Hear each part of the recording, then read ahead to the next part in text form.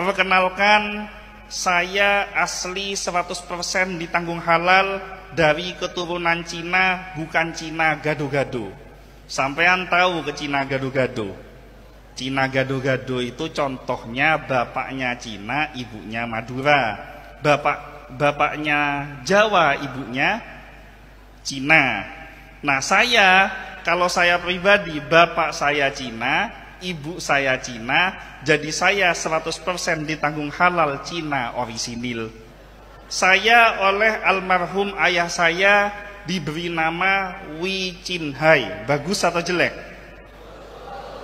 Bagus, diselamatin nama ini.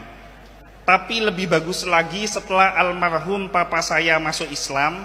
Papa saya asalnya agamanya Katolik, mama saya asalnya agamanya Katolik. Masuk Islam pada tanggal 3 Maret tahun 1984. Yang mengislamkan adalah almarhum Kiai Haji Raden As'ad Syamsul Arifin. Mulai dari kecil, almarhum ayah saya ini senantiasa mengajak saya silaturahim ke para ulama. Dan setiap silaturahim ke para ulama, beberapa kenangan ini selalu membekas di dalam kepala saya, barokah orang tua saya ngajak long-polong kumpul sama ulama. Karena sering mak-semak ke kiai, karena sering sekut mak-semak ke ulama, akhirnya walaupun bukan kiai, minimal bau kiai. Karena ketika kita mendekat kepada guru yang punya sanad, maka kita akan selamat. Tapi kalau kita tidak mendekat kepada guru yang tidak punya sanad, maka kita tidak selamat. Kenapa almarhum ayah saya bisa mendapatkan hidayah? Karena beliau tidak keliru di dalam memilih guru. Karena sanad ini tadi, akhirnya almarhum ayah saya juga mendapatkan banyak karomah dari guru-gurunya, termasuk dari Kiai Haji Raden As'ad Syamsul Arifin. Pernah suatu saat beliau ketika sudah masuk Islam, dapat beberapa bulan kemudian berkunjung ke pesantren ini, kemudian menyampaikan hajatnya kepada Kiai As'ad. Kiai, saya kepingin gimana caranya ndak usah mondok tapi langsung bisa alim. Kiai As'ad menjawab, mana ada nak ndak mondok bisa alim. Di mana-mana kalau kepingin alim ya belajar, ya mondok. Ayah saya menjawab, masalahnya saya masuk Islam sudah tua Kiai. Ayah saya masuk Islam usia 31 tahun, sudah punya anak, sudah punya istri, ada tanggung jawab menafkahi anak dan istri. Kalau saya mondok, bagaimana istri dan anak saya? Nah, Kiai As'ad tidak menjawab, tapi beliau tersenyum. Berapa bulan kemudian, Kiai As'ad ini hadir di daerah Lombok di Bondowoso. Ada satu desa namanya Lombok.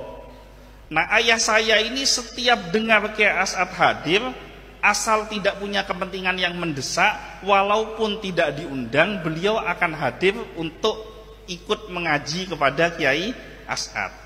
Enak-enaknya Kiai As'ad memberikan ceramah, tausiah, tiba-tiba beliau berdiri, kemudian menunjuk ayah saya yang duduk di pojokan belakang, kemudian mengatakan, "Cong, dinak ben." Ngak lengaan, saling noleh, ini siapa yang dipanggil? "Beun secena dinak, kamu yang Cina itu kesini." Akhirnya jelas ayah saya satu-satunya yang Cina waktu itu berdiri. Begitu sudah mendekat kepada Kiai As'ad, pada waktu itu Kiai As'ad ini diberikan gelas, ada minum, ditempati sama gelas es. Ini dibuka, kemudian Kiai As'ad ini meludahi gelasnya. Dan ketika meludahi tidak nanggung-nanggung, bukan 1 kali tapi 3 kali. Dan ludah yang ketiga ini dikeluarkan beserta kerak tenggorokannya, sehingga ada riak dari Kiai As'ad.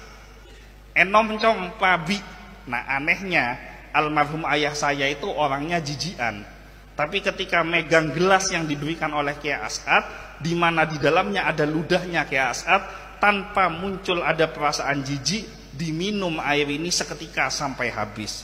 Nah, setelah habis, Kiai As'ad berdiri, ayah saya ditarik, didudukkan di kursi tersebut, mic-nya ini dikasihkan ke ayah saya. Kemudian Kiai As'ad mengatakan, "Petros com, engkok molea, mic ini dipegang." Nah ternyata muncullah karomah dari Kiai As'ad tanpa diduga-duga. Ayah saya seketika itu langsung bisa memberikan tausiah. Ini sekedar pengumuman karena orangnya sudah wafat. Ayah saya sampai wafat itu tidak bisa membaca Al-Quran. Jadi dikasih Al-Quran suruh baca itu tidak bisa.